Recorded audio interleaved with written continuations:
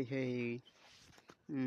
Katika siku ya leo tutakwenda kuangalia kitu kizuri na pia nikukumbushe kama ni mgeni kwenye chaneli yetu, usisahau kunifollow, comment, kulike na kushare ili uweze kuzidi kupata video nyingi na nzuri.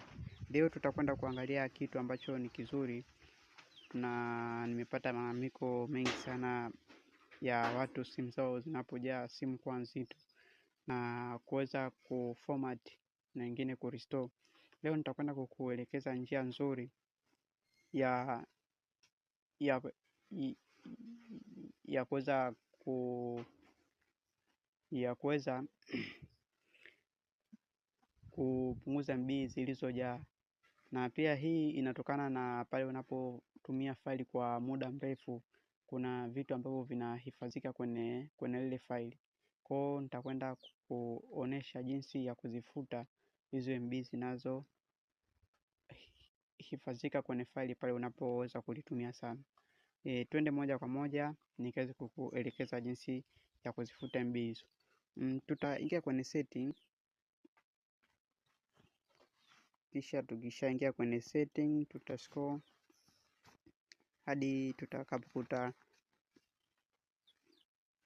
sehemu imeandikwa app management, tutaiminya.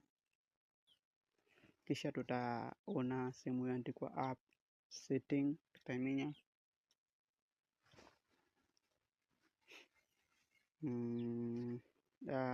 Hapa ndo tunaona mafaili yetu yote yaliyopo kwenye simu yote, tunaona haya hapa. Jinsi ya kuweza kufuta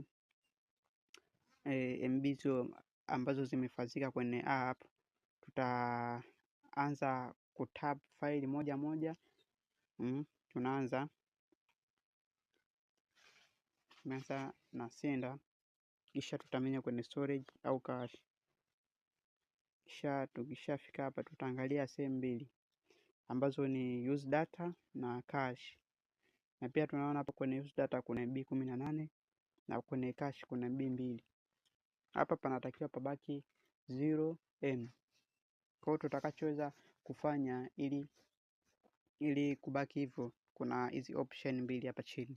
Kuna hii clear storage na kuna hii clear cache. Tutaweza kuminya moja. Tukiminya ya kwanza tutaona huku kumebakia 0M, na tukiminya kwenye clean cache pia tutaona kumebakia 0M. Kisha tutarudi nyuma na kuingia kwenye faili lingine